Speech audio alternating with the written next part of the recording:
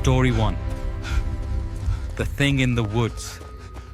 He would later say he didn't remember deciding to run. One moment he was standing there, frozen between the trees, and the next he was tearing through the darkness, branches clawing at his arms as the camera in his shaking hand caught only fragments of the night. The ground crunched underfoot, his footsteps pounding heavily, while something much heavier crashed after him. He whispered into the camera, barely able to catch his breath. It mimicked my voice. It was calling my name. That recording would become the last evidence of what happened in those woods. Before that night, he wasn't the kind of man anyone worried about. 27 years old, an avid hiker, someone who found comfort in the quiet of the outdoors. The forest he chose for his solo weekend trip wasn't unfamiliar. He'd camped there in his teens. He knew the trails, the river bends, the spots where people parked their trucks before disappearing into the tree line.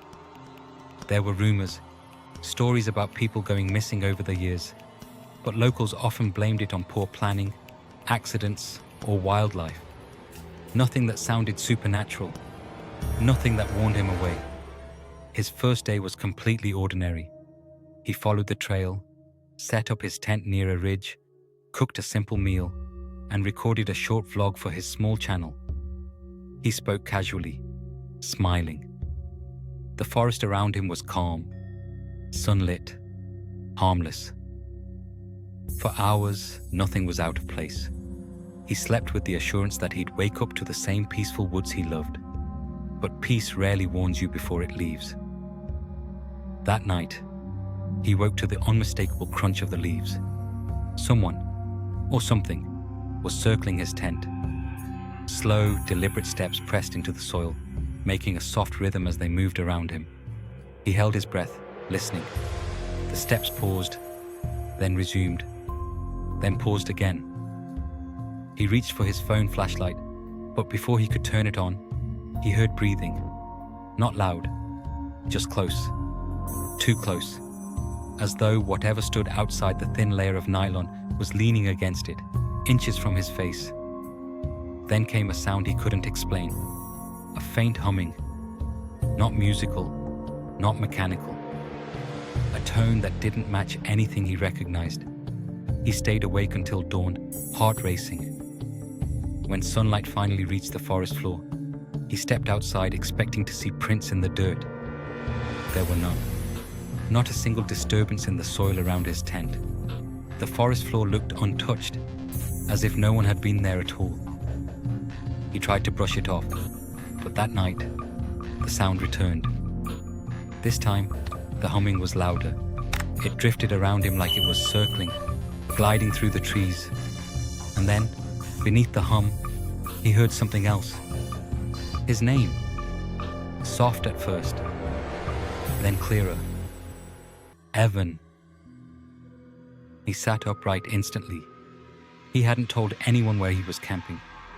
The only person who knew he planned the trip was his brother, and his brother was states away. He turned on his flashlight and stepped outside. The trees around him seemed ordinary, but something felt wrong. The air felt heavier, as though the forest itself was listening. When his beam moved along the trunk of a nearby pine, he saw deep claw-like marks stretching upward, as high as he could reach, and farther still. On the ground near the tent entrance lay an object he hadn't seen before. His hiking knife. He had left it inside his backpack. The backpack was zipped. He checked it twice before sleeping. Now the knife lay outside, placed neatly, pointing toward the woods.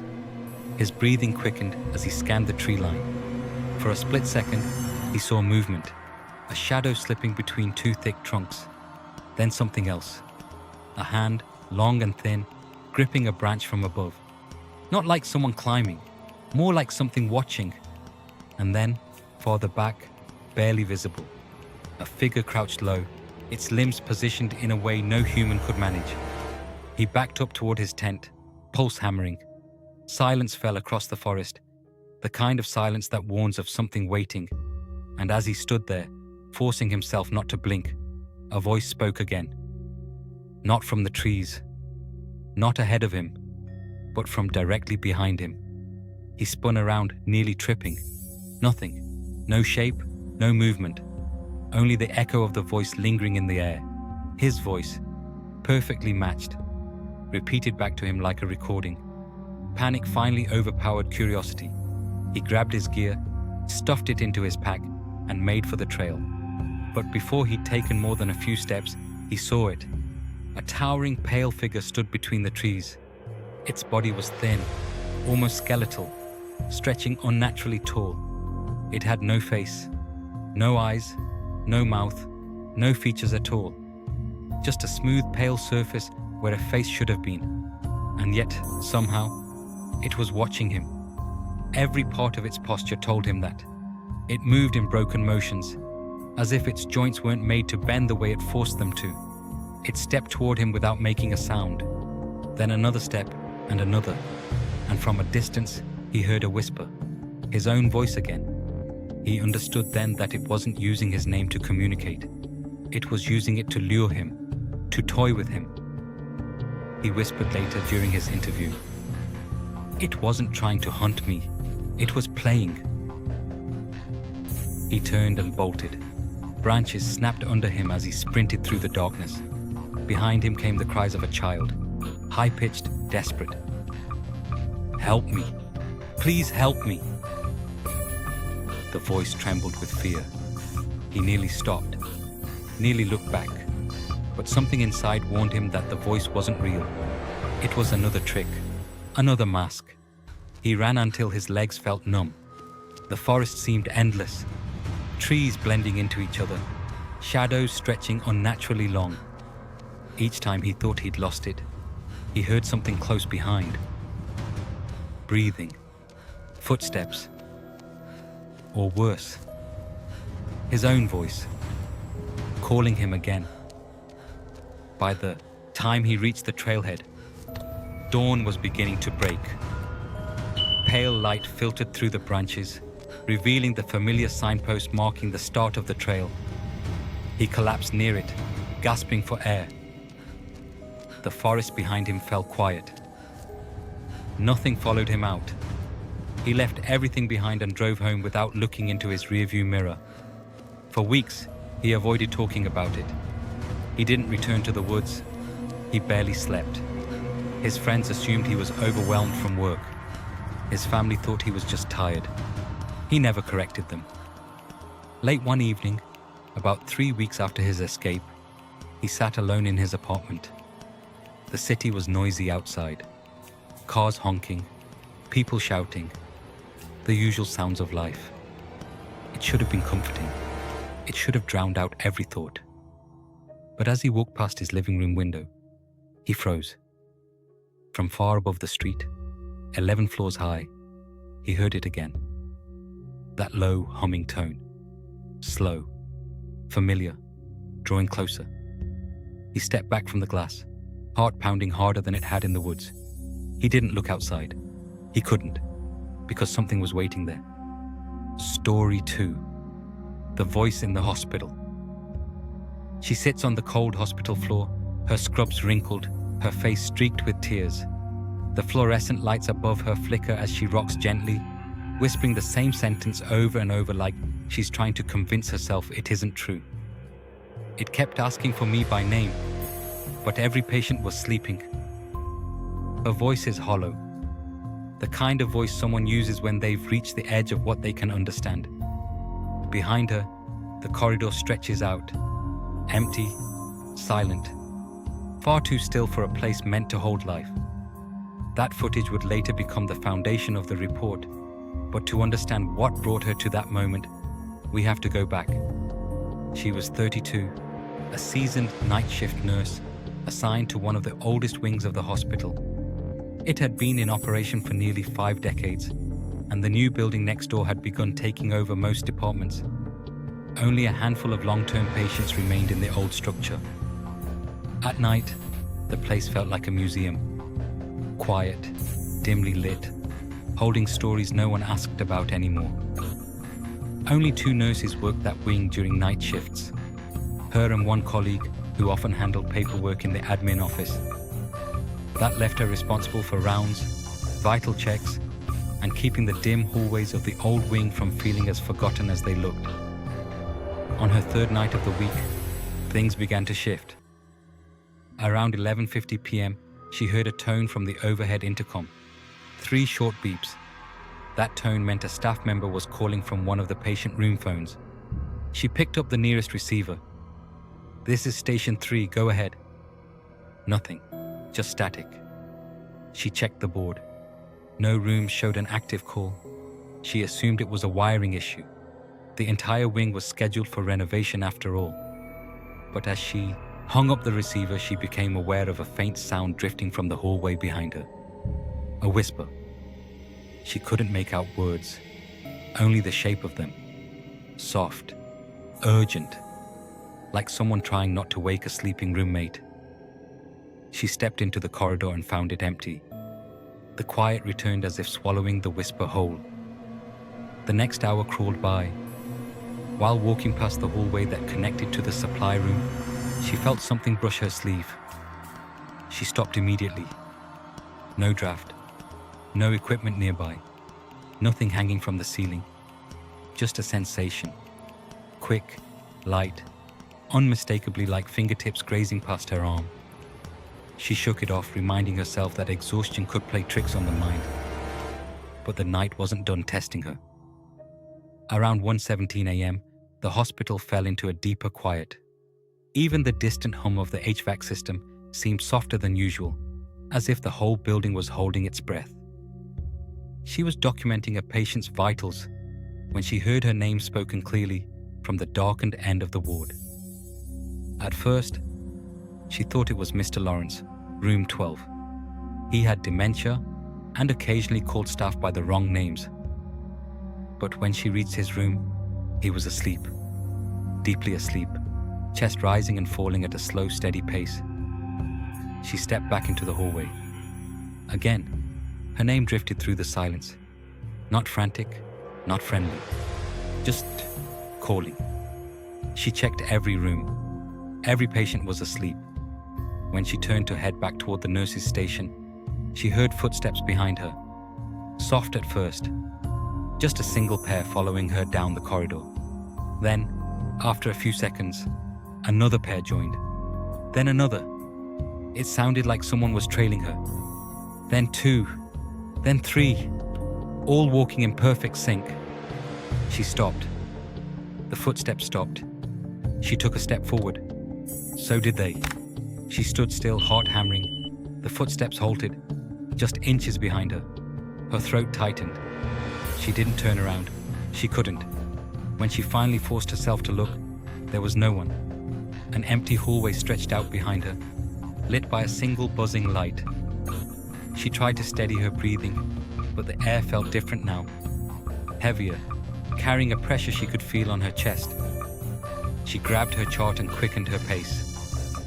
What she didn't see as she walked away was the faint flicker of the hallway lights behind her. Then the elongation of a shadow that shouldn't have been there. It wasn't until nearly 3 a.m. that the presence revealed itself. She was checking supplies when she sensed someone watching her. She turned toward the far end of the main hall, and that was when she saw it. A tall figure stood beneath the last ceiling light. Slim, its posture unnaturally still. The head tilted sharply to one side, as though it were studying her. She couldn't make out its face. It seemed blurred somehow, as if she were looking through rippled glass. She froze. The figure took one slow step forward. The hallway lights flickered. Then another step. Another flicker. With each movement, the lights dimmed for a moment, as if responding to it. She pressed herself against the supply cart, gripping it until her knuckles whitened. Her breath hitched when something warm and moist brushed her shoulder, like a person exhaling against her neck. But she was alone. The only figure was still dozens of feet away. Then it began speaking. Not with one voice, but with many. Layered voices overlapped, male, female, old, young, whispering her name in unison. The sound crawled along the walls, filling the corridor. She clamped her hands over her ears, but the voices remained inside, vibrating through her skull. She bolted toward the elevator, shoes slapping against the linoleum. She pressed the button repeatedly until the door slid open. The elevator was pitch black. The lights inside were off, completely. She stared into the darkness, feeling something inside warning her not to step in. She backed away slowly and turned toward the stairwell. The heavy door creaked open as she pushed it, revealing the long concrete stairwell spiraling downward. She took the steps quickly, almost tripping, her heartbeat thundering in her ears. Halfway to the next floor, she heard it again. Footsteps, slow, heavy, descending the stairs above her. She picked up her pace. So did they. Her shoes slapped faster. The steps behind her matched perfectly, not rushing, not stumbling, following. Floor after floor she descended, the staircase vibrating with each synchronized step behind her. She didn't dare look up. She kept her eyes on the exit door below, just a few steps away now. She burst out into the first floor hallway and sprinted through the emergency exit. Alarms rang. She didn't care. She didn't stop running until she reached the parking lot. She never finished that shift. She resigned the next morning. For months afterward, she avoided hospitals entirely. She tried to rebuild her life, changing routines, focusing on her child, trying to forget what happened in that stairwell. Then, on a quiet evening, while rocking her infant to sleep, the baby monitor crackled to life. She glanced toward the receiver on the table. It was turned off, but through the speaker she heard a familiar sound. Breathing, slow, controlled. Then, "Nurse." A pause. Then with a trembling softness, "I found you." The monitor went silent. Story 3. The black-eyed passenger. The driver's scream hits before the camera cuts off. Raw, terrified, echoing inside the cab of his truck. Her eyes! God, her eyes weren't human! The dashcam freezes on a single frame. His face twisted in panic, one hand raised as though trying to shield himself from something sitting inches away. This is the night he says changed everything. He'd been on that highway for years. Long shifts, empty roads, and the kind of silence only truckers ever really understand. Helping stranded travelers wasn't new to him. It made him feel human on nights when the road felt endless. So when he spotted a woman standing on the shoulder just past mile marker 41, he didn't hesitate. She was completely still, facing the field instead of the road. Her hair hung straight down, soaked to her shoulders, even though the sky was clear. He slowed, rolled down the passenger window, called out to her. She didn't answer. Not a word. She simply opened the truck door and climbed in, holding her arms tightly across her chest as though she were freezing. She stared straight ahead. No blink, no shift, no sign she was even aware of him. For the first 3 miles, he tried speaking to her, asking if she needed help, if she wanted to call someone. She didn't reply. He assumed shock. Maybe she'd nearly been hit. Maybe she'd been abandoned. Maybe... He didn't finish the thought. At the 4th mile marker, she spoke. "Don't look into the dark." Her voice was soft, flat, like someone repeating a line they'd said too many times. Before he could ask what she meant, the temperature inside the cab dipped. Fast. His breath fogged. The windows frosted at the edges. He checked the heater. Working. The engine. Fine. The woman didn't move. She began whispering something. It wasn't English. It didn't sound like any language he recognized. Just a low, rhythmic murmur coming from the back of her throat. He adjusted the rearview mirror to see her face, but the mirror showed an empty seat.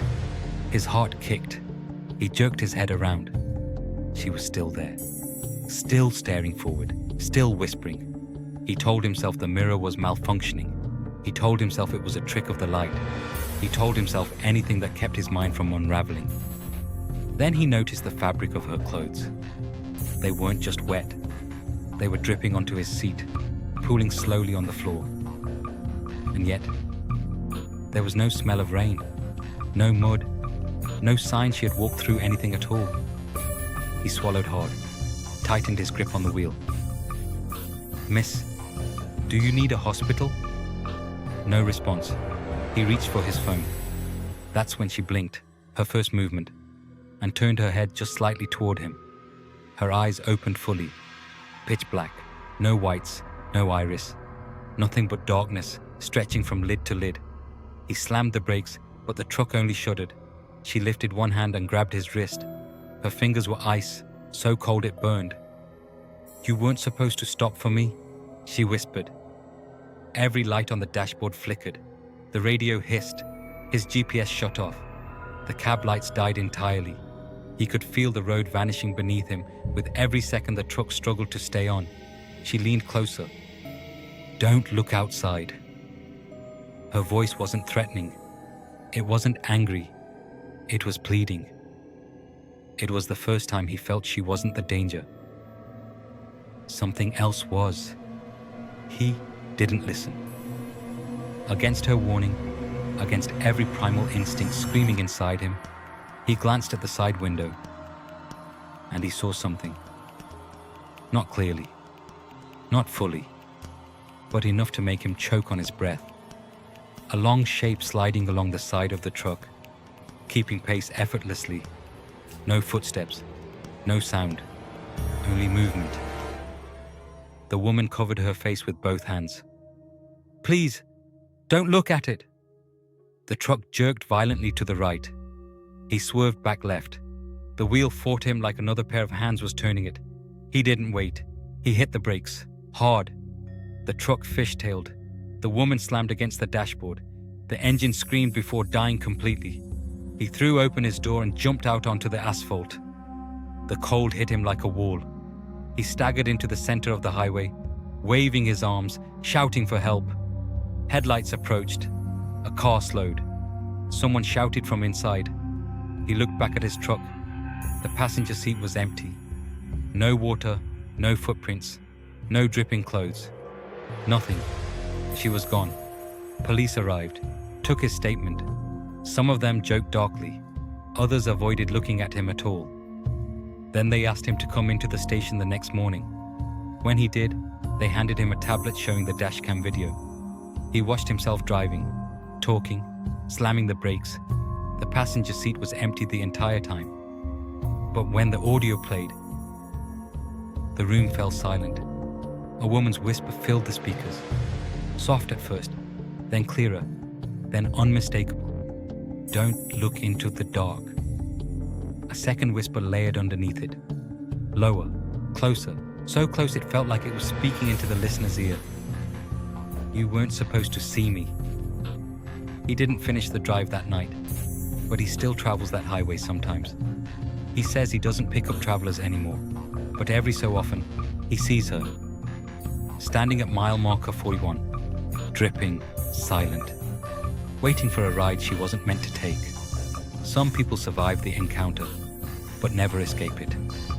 Across each of these accounts, whether in the woods, a hospital hallway, or the cab of a moving truck, one thing remained constant. The moment the fear ended was never the moment the danger ended. These stories came from real testimonies, from people who still struggle with the memory, who still hear things at night they'd rather forget. They weren't seeking attention. They weren't trying to frighten anyone. They were trying to understand what they witnessed and why it chose them. The hiker still avoids forests, even in daylight. The nurse sleeps with every light on in her home, and the driver has long since given up the habit of offering rides to strangers. Yet even after they changed their routines, their jobs, their entire lives, something stayed with them. A detail, a sound, a presence, just outside the edge of what they can explain. Surviving these moments didn't grant them clarity. It gave them questions. Questions they will never fully answer. Which story stayed with you the most? Was it the thing that copied a man's voice in the dark woods? The presence that knew a nurse's name even when no one else was awake? Or the passenger who appeared in one place and vanished in another, leaving only a voice behind on the recording? And if you had been there, alone in those woods, walking a silent corridor, driving down that empty stretch of highway, what would you have done? Would you have risked looking behind you? Would you have listened to the warning? Or would curiosity have pushed you just a little too far? Before we close, did you catch the hidden clue buried in story 1? The detail that returned when you least expected it? If you missed it, go back. Listen again. It ties more of this together than you think. If you want more true encounters like these, if you want more stories people wish they never lived to tell, let me know and make sure you subscribe so you don't miss the next nightmare.